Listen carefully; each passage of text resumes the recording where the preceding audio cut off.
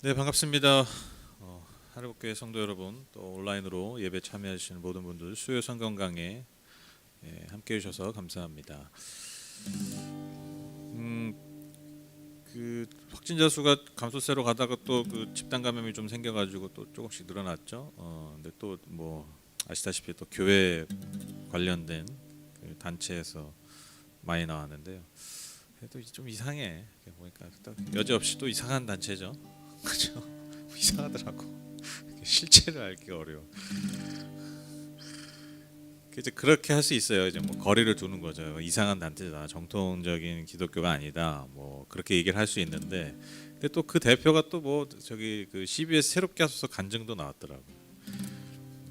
그러니까 이게 참 이게 물론 좀 이상하고 뭐 하지만 다 얽히고 설켰어요. 뭐 예전에 뭐 정광훈 씨 뭐 기독교가 그런 게 아니다, 한국 기독교에 대표할 수 없다 하는데, 뭐 그 사람이랑 연결된 대표적인 한국교회 목회자들 성도들이 얼마나 많습니까? 그렇죠?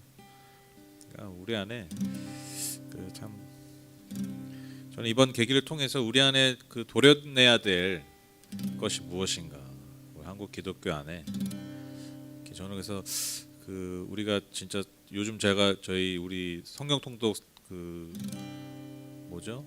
바울 서신 보고 있잖아요. 교회를 향한 바울의 어떤 편지들, 각 교회마다의 어떤 문제들, 어려움들을 이제 드러내고 그것에 대해서 이제 해결하고 그 문제를 진단하는 이제 그런 내용들인데, 그래서 한국 교회가 그 서신서를 정말 잘 읽어야 될 것 같아요. 한국 교회 안에 드러난 어떤 문제들, 그러니까 바울이 한국 교회를 보면서 무슨 편지를 썼을까, 그 답을 서신서를 통해서 이제 깨달아야 되지 않나. 그냥 저기 1 더하기 1은 2 이런 공식의 어떤 축복의 공식 찾지만 말고 정말 그 말씀을 잘 읽어야 될, 뭐 언제나 사실 그렇지만 이제 우린 다르다라고 하기에는 연결고리가 많습니다. 그래서 우리가 정말 더 겸허하게 세상과 하나님 앞에 겸손하게 그렇게 서야 될 때임을 우리가 깨달았으면 좋겠고요. 또 반면에 또 감사한 거죠. 이런 것들이 이런 시기를 통해서 이제 막 드러나잖아요, 그렇죠? 드러나는 게 창피하고 참 아프지만 여러분 늘 말씀드리죠. 드러나야 고칩니다. 드러난 걸 또 인정해야 우리가 돌이킬 수 있습니다. 그런 시기이기 때문에 오히려 우리에게 한국 교회에 역설적으로도 복된 축복의 시간일 수 있습니다. 말씀 앞에 겸손하게 서는 오늘 이 시간 되셨으면 좋겠습니다. 세상은 우리를 손가락질하고 또 우리가 끝났다고 그렇게 얘기하고 손가락질할 수 있지만, 오히려 이런 시절이 우리를 향하신 하나님의 은혜가 새롭게 시작되는 그런 시절이 우리가 믿음으로 고백하면서 같이 우리 함께 이 찬양했으면 좋겠습니다.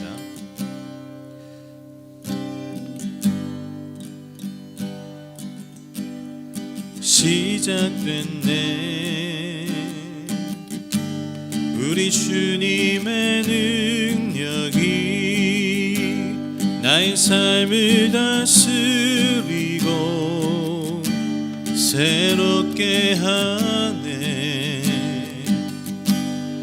자유하네. 죄와 사망으로부터 나의 삶은 변하구나, 충만하네. 다시 한번 시작됐네, 시작됐네, 우리 주님의 능력이 나의 삶을 다스리고 새롭게 하네, 자유하네. 죄와 사망으로부터 나의 삶은 변하구나, 충만하네. 은혜로다 주의 은혜 한량없는 주의 은혜 은혜로다 주의 은혜 변함없는 신실하신 주의 은혜 시작됐네 우리 주님의 능력이 나의 삶을 다스리고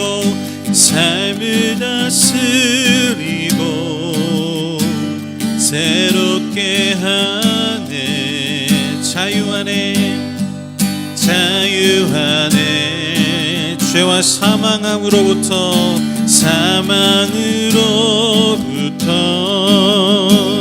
나의 삶은 변하고 난 충만하네 은혜로다 주의 은혜 한량없는 주의 은혜 은혜로다 주의 은혜 변함없는 신실하신 주의 은혜 은혜로다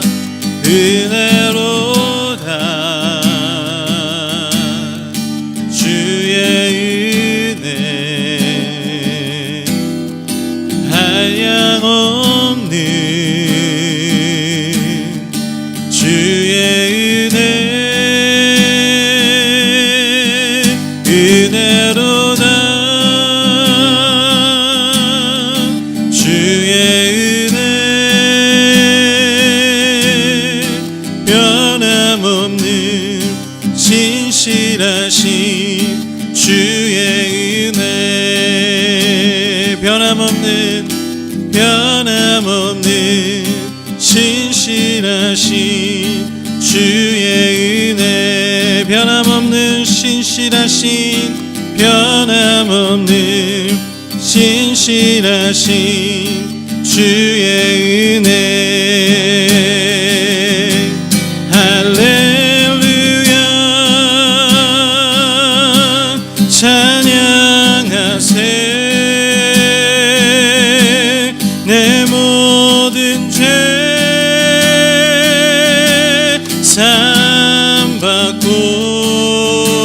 사함받고 주 예수와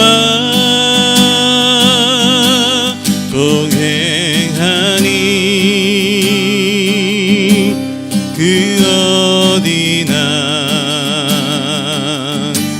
하늘나라 내 영혼이 은총 입어 중한 죄짐 벗고 보니 슬픔 많은 이 세상도 천국으로 화도다 높은 산이 거친들이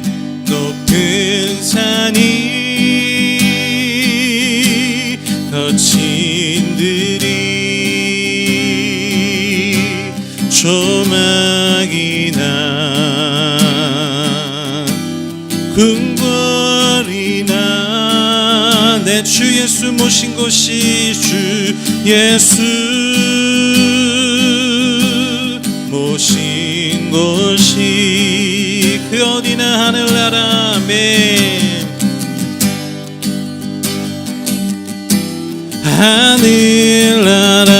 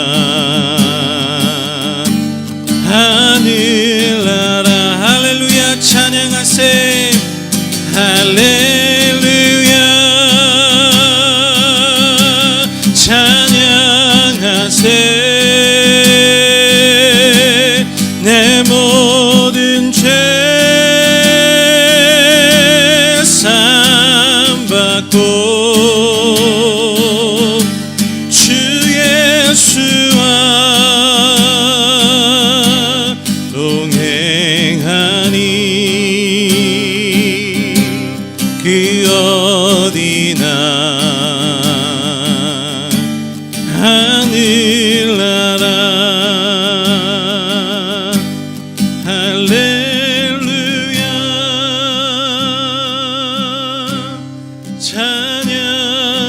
찬양하세 내 모든 죄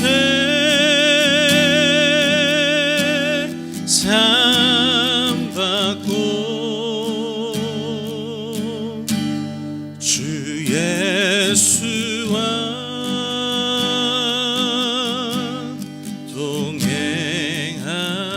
동행하니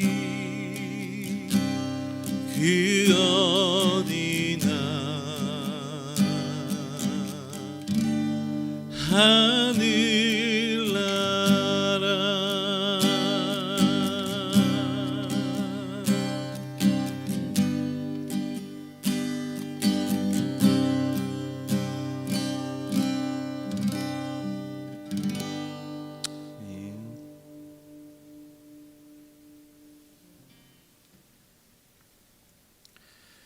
우리 함께 기도하겠습니다. 하나님 감사합니다. 오늘도 수요 성경 강의 이 시간으로 저희를 인도하여 주시고 불러주시고 또 각자의 삶의 자리에서 주님 앞에 나아갈 수 있도록 인도해 주셔서 하나님 감사합니다. 우리 안에 예배자의 마음 주셔서 감사하고 주님의 말씀과 그 음성 그 뜻을 사모하는 마음 주셔서 감사합니다. 하나님 우리 예배를 주께서 기쁘게 받아주셔서 오늘도 주님 그 주님을 찾는 그 귀 기울이는 그 영혼 가운데 살아계신 하나님의 음성을 들려주시고 하나님의 놀라우신 뜻과 계획을 계시하여 주셔서 하나님 오늘 주님 주신 그 은혜와 그 충만하신 뜻이 우리 안에 가득한 시간 될 수 있도록 성령께서 역사하여 주시옵소서.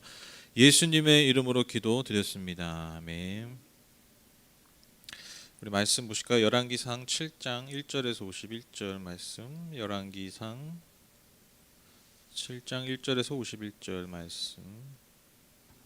열왕기상 7장 1절 51절 저랑 전사님이 교도가서 읽을 테니까요. 여러분 눈으로 따라서 읽어주시기 바랍니다. 솔로몬은 자기의 궁을 건축하기 시작하여 그것을 완공하는 데 13해가 걸렸다. 그는 레바논 숲을궁을 지었는데 그 길이는 100자이고 그 너비는 신자이고 그 높이는 30자이다. 백향목 기둥을 4줄로 세우고 그 기둥 위에는 백향목 석가래를 얹었다. 지붕에는 한 줄을 15개씩 모두 45개의 석가래를 대고 백향목 판자로 덮었다. 창틀은 3줄로 되어 있고 그 창문틀은 3단으로 되어서 서로 마주보고 있었다. 문과 문선줄은 모두 네모난 모양이고 창문은 창문끼리 3줄로 마주보고 있었다. 그는 기둥들을 나란히 세워 주랑을 만들었다. 그것은 길이가 신자이고 너비가 30자인 벽이 없는 복도였다. 주랑 앞에는 현관이 있고 현관 앞에 또 기둥들이 있고 그 기둥들 위에는 차양이 걸려 있었다. 또 그는 옥좌 싣고 재판정을 짓고 그 마루를 모두 백향목으로 깔았다. 자기가 있을 왕궁은 재판정 뒤에 있는 다른 뜰에 지었는데 그 건축 양식은 다른 건물들의 건축 양식과 서로 비슷하였다. 또 솔로몬은 이것과 같은 궁전을 그가 결혼하여 아내로 맞아들인 바로의 딸에게도 지어 주었다.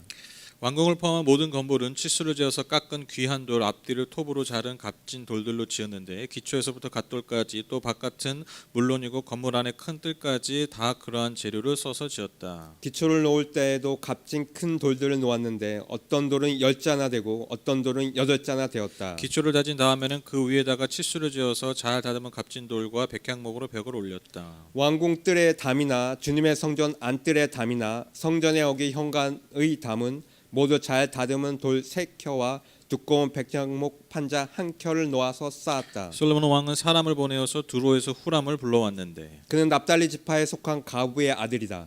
그의 아버지는 두로 사람으로서 노세 대장장이다. 그는 노세를 다루는 일에는 뛰어난 지혜와 기술과 전문 지식을 두루 갖춘 사람이었다.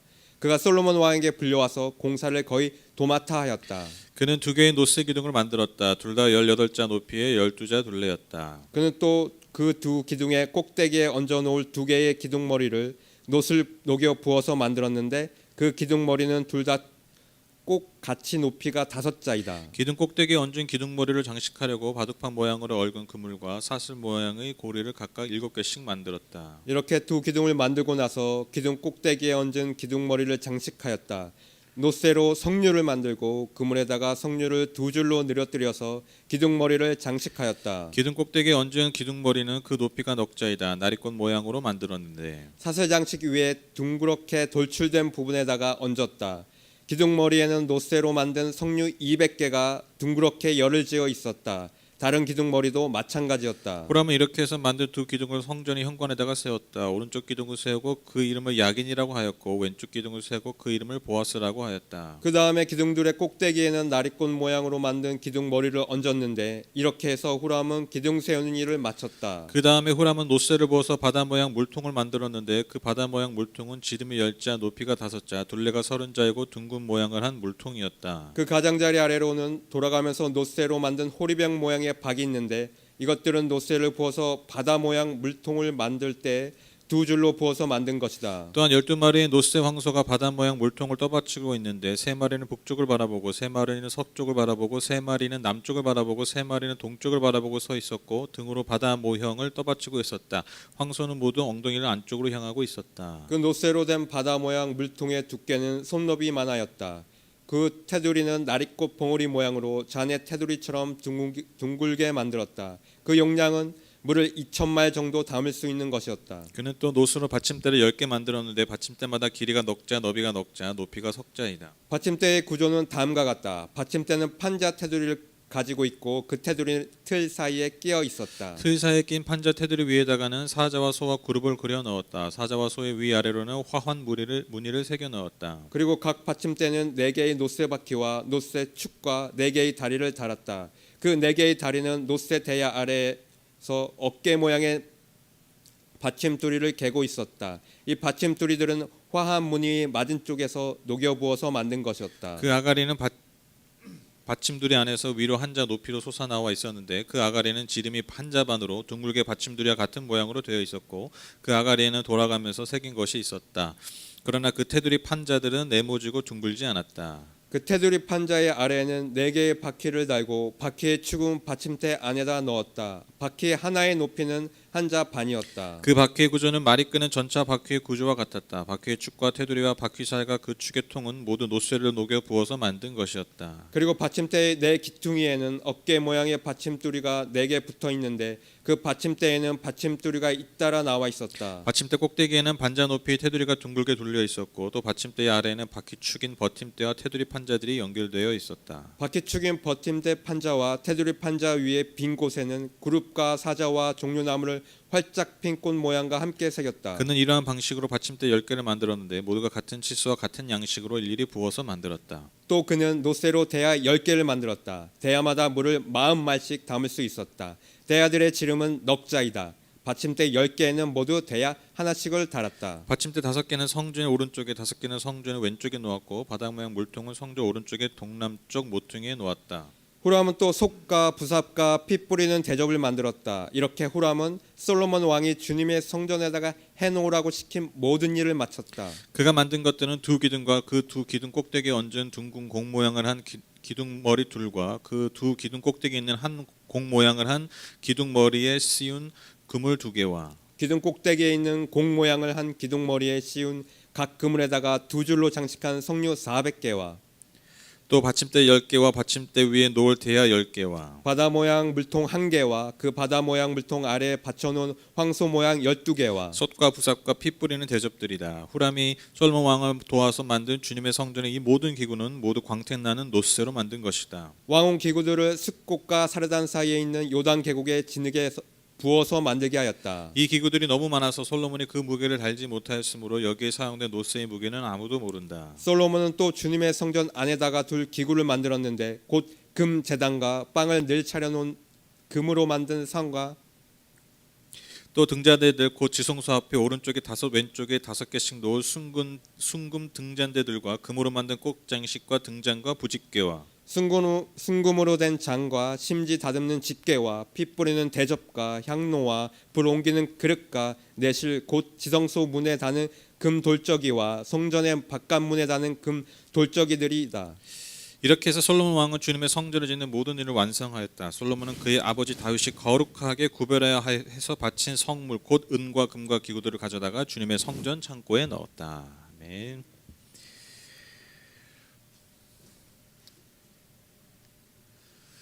우리가 지난 시간 6장을 통해서 솔로몬 성전의 내외부 공사가 어떻게 이루어져 갔는지 우리가 살펴봤습니다. 이어지는 오늘 7장은요. 초반부에는 1절에서 20절인 이 초반부에는 솔로몬이 거할 궁전을 어떻게 지었는지 그것을 기록하고 있습니다.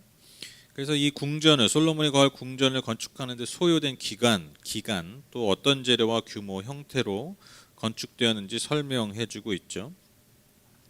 이 위치가 참 중요한데요. 솔로몬 궁전에 대한 내용이요. 이 성전 건축의 그 건축하는 그 과정의 딱 중간에 기록되어 있어요. 그러니까 6장에는 성전 내외부 공사를 다루고 있죠. 그다음에 7장 후반이죠. 13절에서 50절은요. 그 성전 내부에 있는 기물들에 대해서 이제 기록하고 있는데 딱 그 사이에 그 1절에서 12절까지 솔로몬이 거할 궁전을 기록함으로써 이 성전과 또 궁전을 비교해서 보여주고 있다라는 것이죠. 일단 첫 번째로 성전과 궁전의 그 공사 기간이 비교되고 있어요. 성전은 7년이 걸렸다고 기록되는데 궁전은 13년이 걸렸다. 약 2배가 걸렸죠.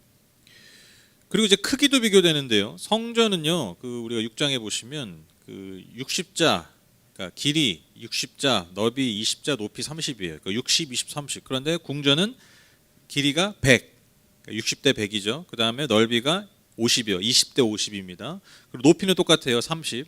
그러니까 30자. 그래서 제가 지난주에 설명드렸죠. 그 성전의 크기가 딱 이 건물 전체 크기하고 아주 비슷하다. 그렇죠?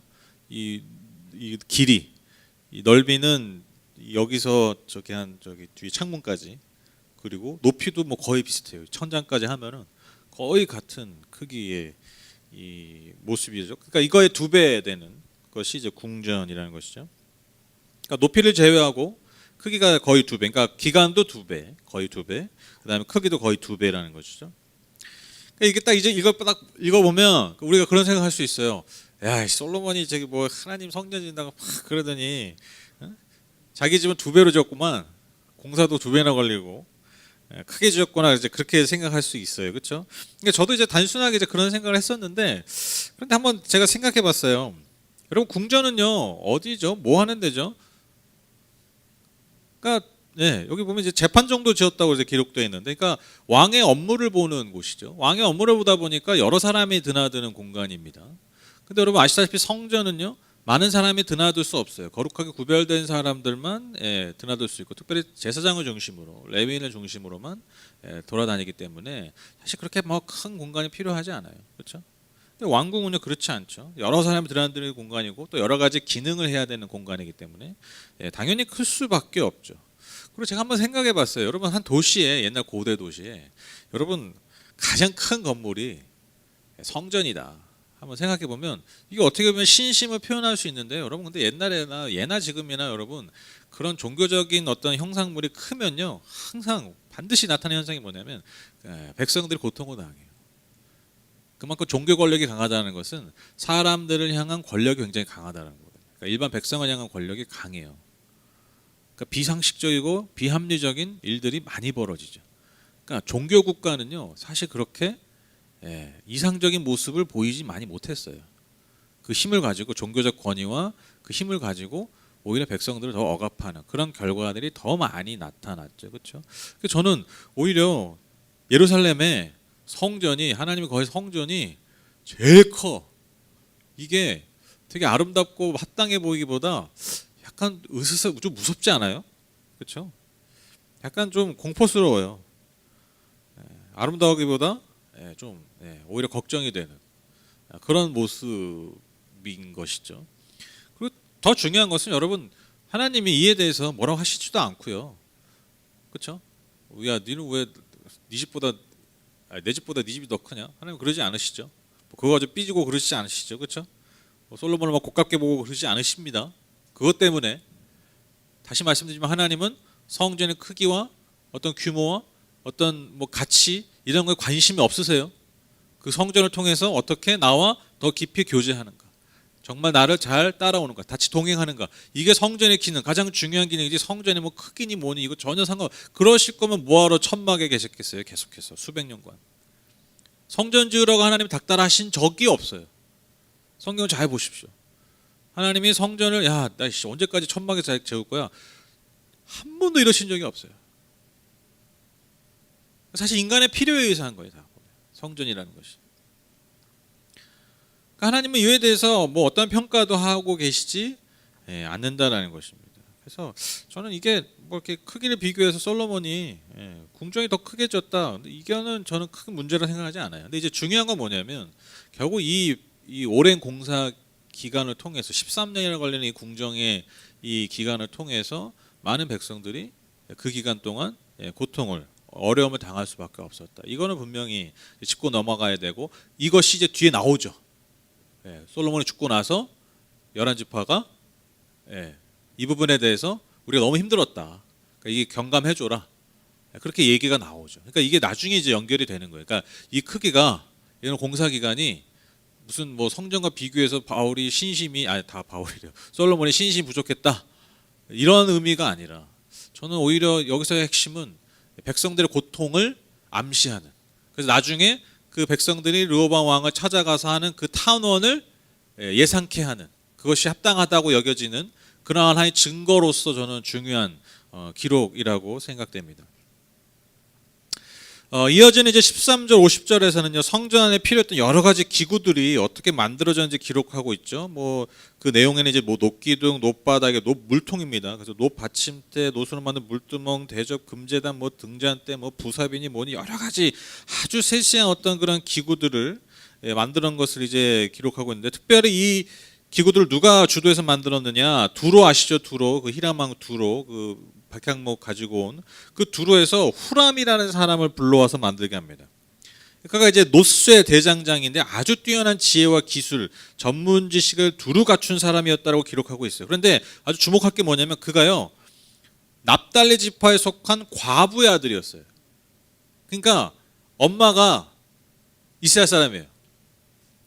그러니까 엄마가 이스라엘 사람인데 이 두로 사람이랑 결혼을 한 것 같아요. 그렇죠? 그리고 추측할 수 있죠. 이방 사람과 결혼을 해서 낳은 아들이 바로 후람입니다. 근데 이 사람이 이 중책을 도맡아서 잘 감당하게 되는 것이죠.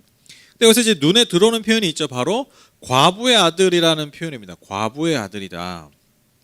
그러니까 납달리 지파의 여인이었지만 이방인 두로 사람과 결혼을 한 것이죠. 그런데 이제 남편이 죽고 과부가 되었지만 후람을 아주 훌륭하게 잘 키워냈음을 알 수 있습니다. 그러니까 이 정도 들으니까요 딱 떠오르는 사람 있지 않으세요? 룻기, 나오미와 룻, 그렇죠? 나오미와 룻도 물론 이제 이방인과 결혼한 건 아니지만 나오미가 이제 남편의 알리멜렉을 따라서 이방 땅으로 갔다가 거기서 과부가 되죠. 자기 아들들도 다 죽어서 과부가 다 이제 과부만 셋만 남아서 나중에 나오미와 룻만 고향 땅으로 돌아오게 되는 그 이야기 우리가 아주 재밌게 의미 있게 잘 보지 않았습니까? 딱 이 후람의 어머니 이를 보면 딱 그 나오미와 룻이 이제 생각나게 됩니다. 그러니까 우리가 그 룻기 볼 때 여러분 기억하시겠지만 그 과부의 삶이라는 게 얼마나 비참하고 끔찍했습니까? 그렇죠? 이제 하루 그러니까 빌어먹어서 이게 하루 벌어가지고 하루 그 동량을 하지 않으면 살 수 없는. 그러니까 여러분 지금도 뭐 이 결혼해서 예를 들면 뭐 이혼을 하거나 뭐 과부가 되어서 살아간다는 게 진짜 쉽지 않아요. 가족들 부양한다는 게 지금도 쉽지 않잖아요. 그리고 이 동양 사회에서 특별히 또 어떤 과부 또 미혼모에 대한 시선이 굉장히 곱지 않아요. 그러니까 어려워요. 사회적으로 잘 그 삶을 살아내기 특별히 자식까지 있으면 더 어렵다라는 것이죠. 그러니까 이 당시 여러분 이 중동 사회에서 얼마나 그 과부와 그 아들의 삶이 얼마나 척박하고 힘들었겠습니까? 그런데 그 모든 아픔과 그 결핍들을 이겨내고 아주 훌륭한 기술자가 되어서 온 나라가 인정하는 심지어 다른 나라 사람도 인정하는 사람이 되죠. 그래서 솔로몬의 선택을 받고 하나님의 성전을 짓는 데 있어서 아주 중요한 역할을 감당하는 사람으로 기록되게 되는 것이죠. 저는 이 장면, 이 어떻게 보면 짧게 스쳐가는 이 한 표현을 통해서 제가 다시 한번 좀 깨닫게 되는 게 뭐냐면, 여러분, 진정한 아름다움은요, 진짜 아름다운 것은요, 아픔과 결핍을 통해서 생긴다라는 거예요. 그러니까 진짜 아름다움. 그러니까 사람들이 정말 아름답다, 그냥 보기 좋다, 이걸 뛰어넘어서 그 진정한 가치의, 아름다움의 가치가 드러나는 것은요, 바로 아픔과 그 결핍이라는 고통을 통과하고 나와서 나오는 열매라는 것입니다. 여러분, 그 진주 아시죠? 여러분, 진주가 어떻게 만들어지는지 아시죠? 사실 진주가요, 그게 이물질의 집합이에요. 그러니까 그 분비물의 집합, 분비물. 그게 어떻게 만들어지는 거냐면, 간단하게 설명드리면, 조개가, 그 진주 조개가 있잖아요. 그러면 이제 뭐 이렇게 살아갈 거 아니에요, 바닷가에서. 근데 이제 이물질이 들어오잖아요. 그럼 이제 그걸 배출을 한대요. 당연하죠. 근데 그 배출이 안 되는 게 있대요. 근데 그 배출이 안 되는 걸 놔두면 그게 세균이나 이런 것 때문에 감염이 돼서 이렇게 죽는 거예요. 그래서 그것을 그 오염, 그 세균에 대한 감염을 방지하기 위해서, 막기 위해서 그 조개가 그 겉을 싸는 그 조개 껍질을 만드는 데 쓰는 그 칼슘, 그것을요 안에다 분비를 한대요. 그거를 감싸는 거래요. 그 이물질을. 그래서 오랜 시간 한 겹 한 겹 그것을 싸는 거래요. 그게 모이고 모여서 우리가 값비싸게 여기는 진주가 탄생되게 된다라는 것입니다. 그러니까 이걸 아주 그냥 비유적으로 설명하면, 위기를 극복해가는 그 과정을 통해서 뭐가 나온 거예요? 진주가 나온 거예요. 나를 공격하고 나를 아프게 하고 심지어 나를 죽이려고 하는 그 어려움과 그 고통을, 그 결핍을 극복해 나가는, 하루하루 극복해 나가는 그 긴 시간, 그 긴 과정을 통해서 우리가 아주 가치 있게 여기는 아름다운 진주가 탄생하게 된다는 것입니다. 근데 여러분, 비단 이런 것만이 아니잖아요. 여러분, 우리가 아름답게 바라보는 수많은, 예를 들어 예술 작품들을 보면, 여러분, 그 고통의 과정을 통과한 것들이죠. 그렇죠? 그냥 되는 게 아니에요. 그래서 여러분, 예술가들이요, 아픔이 많아요. 저는 그래서 참 예술가들 보면 고맙기도 하면서 참 불쌍해. 이건 설명이 안 돼. 왜냐하면 어쨌든 창조주가 그들에게 주신 은사잖아요. 근데 보면요, 그 진짜 예술가들 보면, 죄송한 얘기입니다. 혹시 예술가들을 보실려나 모르겠는데, 제정신인 사람이 별로 없어요. 진짜 별로 없어요. 그 내면에 그 막 소용돌이들이 굉장히 많아요. 그래서 여러분, 그 예술가들이 그 관계들이 별로 안 좋아요. 인간관계 별로 안 좋아요. 그 내면에 이게 정리가 안 돼 있기 때문에. 이게 간단하게 얘기한 거예요. 뭐 혹시 이게 뭐 보고 악플 달지 마세요. 근데 진짜 그래요. 근데 여러분, 그러한 고통을 막 통과하고 나오는 아름다운 작품이 나오는 것이고, 그걸 우리가 누리는 거잖아요. 또 여러분, 그 가수도 그렇잖아요. 그 말 못할 아픔과 고통을 통과한 사람이 똑같은 노래인데도 우리가 깊은 감동을 주지 않습니까? 그렇죠? 그렇잖아요. 또 우리 개개인의 삶도 그래요. 정말 사람들에게 좋은 영향력, 큰 영향력, 아름다운 영향력을 끼치는 사람들을 보면, 여러분, 그냥 태어나서 그냥 저냥 살다가 그냥 저냥 줄 수 있는 사람이 없어요. 긴 고통과 아픔을 통과해야. 그래야 사람들에게 의미 있는 아름다운 가치를 전할 수 있는 사람이 되는 것처럼, 여러분, 오늘 본문에서도 그 과부의 아들, 그래서 이방인이어가지고 이 사람 이쪽도 아니고 저쪽도 아닌, 어떻게 보면 우리가 말할 수 없는 그 고통과 그 아픔, 그 결핍을 통과했던 그 후람이라는 사람을 통해서 여러분, 성전 내부에 필요한 것들, 그 아름다운 것들이 다 만들어져 갔다라는 것이죠. 저는 이게 괜히 기록된 거라고 생각하지 않아요.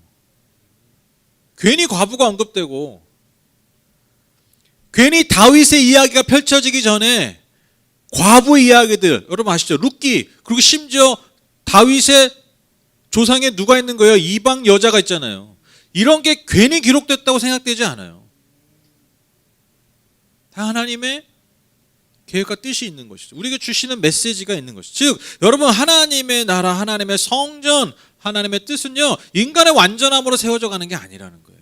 인간의 아름다움, 그러니까 인간 자체들이, 인간 그 스스로가 만들어낸 아름다움이 만들어내는 건 아니에요. 여러분, 인간 안에 아름다움이 어디 있어요? 인간 근본 안에 여러분 아름다움이 어디 있어요? 근본으로 들어가면 뭐가 있는 거예요? 추함이 드러나죠. 죄악이 드러나죠.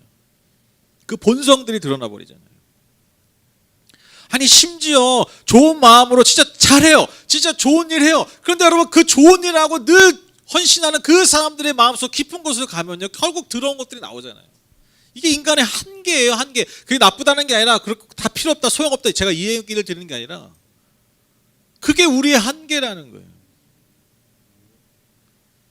여러분, 하나님의 성전이 인간의 완전함, 좋은 가문에 태어난, 좋은 교육을 받은, 왕실에서 자훈련된 그러한 사람이 주도해서 그들의 기술로, 그들의 완전함으로 성전의 기물이 만들어진 게 아니라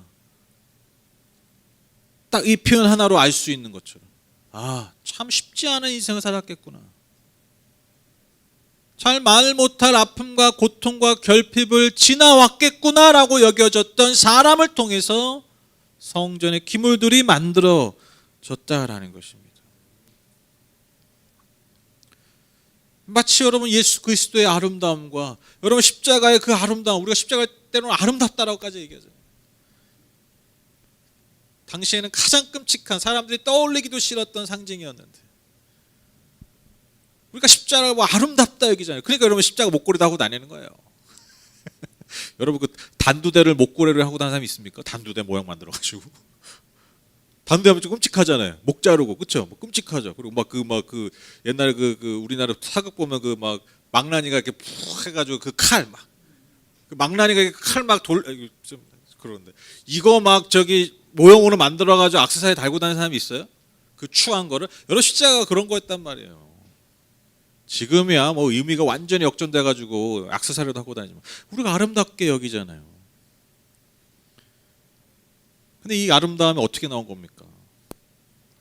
창조주 하나님과 아버지 하나님과의 단절, 그 고통, 그 결핍을 통과하고 나온 결과물이라는 것이죠. 그러니까 여러분, 교회도 마찬가지라는 것입니다. 여러분, 교회가요, 교회 다니는 사람이 완전해서 교회가 교회되는 게 아니에요. 교회 다니는 사람들이 다 그럴만하고 그럴싸하고 다 잘하고 다 완전하고 다 거룩하고 다 순전하고 순결하고, 여러분, 그래서 교회가 교회 되는 것이 아닙니다.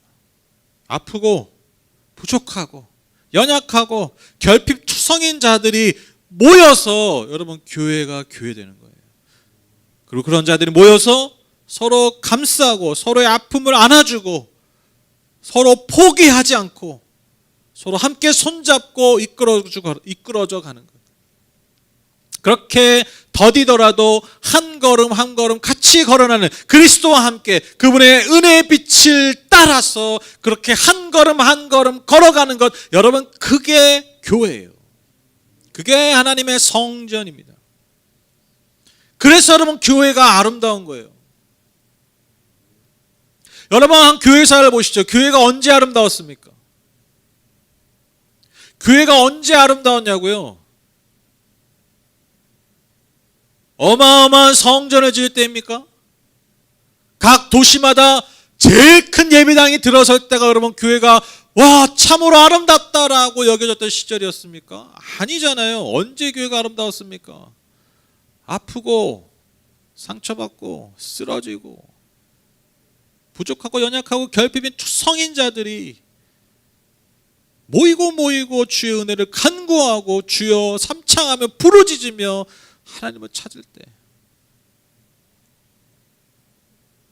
그런 자들이 교회에 오는 것이 하나도 이상하지 않고 오히려 반가웠을 때, 여러분, 그때가 교회가 진짜 아름다웠잖아요.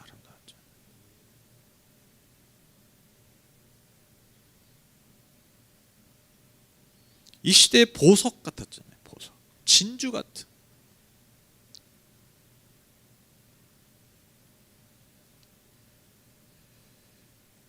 여러분, 그래서 우리의 아픔과 결핍이 보석이 되게끔 해주는 게요, 그게 자꾸 감싸줘. 그게 여러분, 저는 복음이라고 믿어요. 복음이에요, 복음. 그리스도의 사랑. 그것이 우리를 계속해서 감싸주는 거예요. 하루하루 감싸질 때 우리의 아픔과 우리의 결핍이 마치 진주조개가 그 탄산칼슘을 계속해서 하나하나 싸면서 진주를 만들어가는 것처럼, 그리스도의 복음이, 그 십자가의 보혈이 우리를 하루하루 감싸갈 때, 교회 공동체가, 그리고 성도 한 사람 한 사람이 시대의 보석 같은 그 아름다운 존재들로 거듭나게 될 줄 믿습니다. 여러분, 그게 교회예요. 그게 교회예요.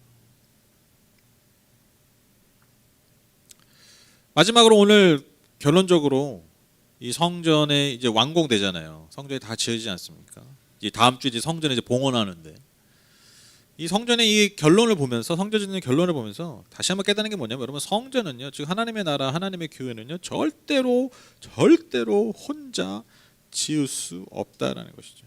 여러분, 성전 짓기 위해서 여러분 어떤 일들이 있었습니까? 두로 왕 히람에게 좋은 관계를 통해서 빌린 백향목이 있었습니다. 또 오늘 주도적인 역할을 감당하는 놋대장장이 후람이 있습니다.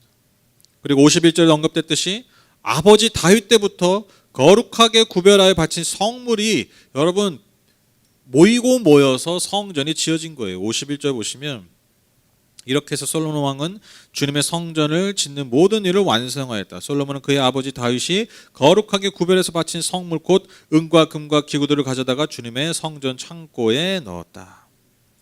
그 모든 것들이 모이고 모여서 이렇게 아름다운 성전을 완공할 수 있게 된 것이죠.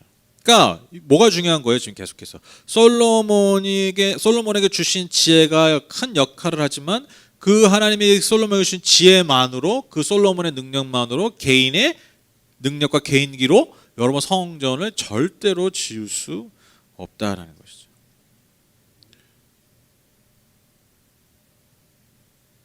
여러분, 교회가 딱 그렇지 않습니까? 여러분, 교회가 한 사람의 능력으로 세워질 수 있습니까? 절대 없습니다.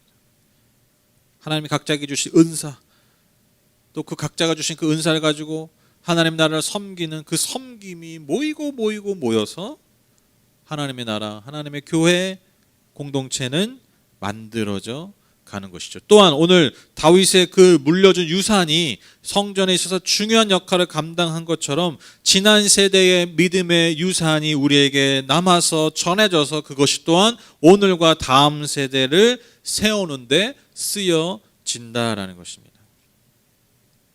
그래서 여러분, 결론적으로 여러분에게 드리고 싶은 질문이 이것입니다. 여러분, 우리는 어떤 은사와 섬김으로 성전, 교회를 만들어 가고 계십니까?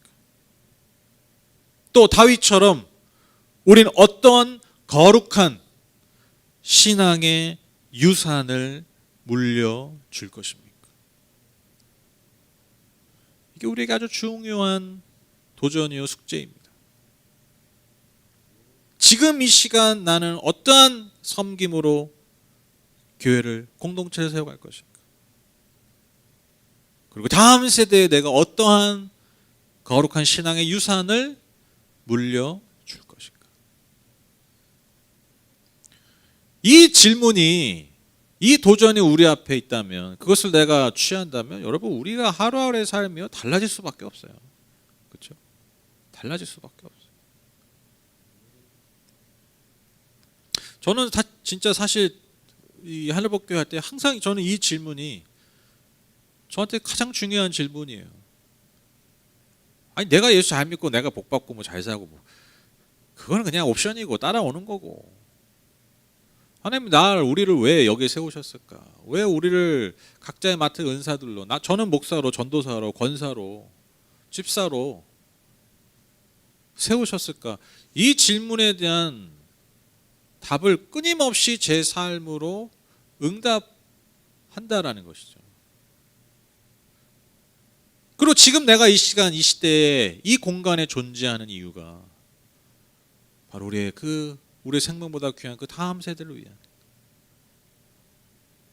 우리가 저들에게 과연 어떠한 유산을 물려줄 것인가? 이 도전이 우리에게 늘 있는 것이고, 제가 그 마음으로 저도 이 교회를 계속해서 섬기고 있습니다. 지난주 이어서 지지난주 계속해서 우리가 성전이 지어져가는, 새로운 성전이 지어져가는 모습을 보면서 그 모든 것들이 함께 모이고 연결되어서 아름다운 성전이 지어져 가고 있는데, 오늘날 우리가 지을 성전은 어떠한 것이고, 또 우리는 거기서 어떠한 역할을 감당해야 될까? 우리가 한번 서로에게, 각자 자신에게 적용하고 도전하는 그런 시간이 되셨으면 좋겠습니다. 그래서 우리 하늘복교회도 그렇게 아름답게 지어져가는 그런 교회 되기를 간절히 소망합니다. 아픔과 결핍이 모여서, 그러나 그 위에 그리스도의 복음이 우리를 감싸 안는, 끊임없이 안는, 그래서 그 은혜에 반응하여 우리의 삶으로, 우리의 섬김으로 그렇게 이 시대에 아름다운 교회를 세워나가고, 또 다음 시대에 그렇게 그 아름다운 교회를 물려줄 수 있는 그런 저와 여러분 다 되시기를 주님의 이름으로 축복합니다. 같이 기도하실까요?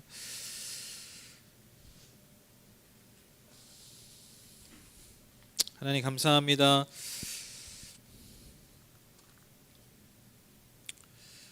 참 감사한 것은 하나님이 우리를 환영해 주시고 우리를 안아 주실 때가 내가 잘할 때, 내가 완전할 때, 내가 온전할 때가 아니라 여전히 아파하고 여전히 부족하고 여전히 엉망진창일 때, 오히려 그때 더 따뜻하게 안아주시고 품어주시는 그 은혜가 너무나 감사합니다. 하나님, 그렇습니다. 하나님이 그러하신 분이고, 그 하나님을 섬기는 자들이 모이는 공동체 교회가 바로 그러한 곳입니다.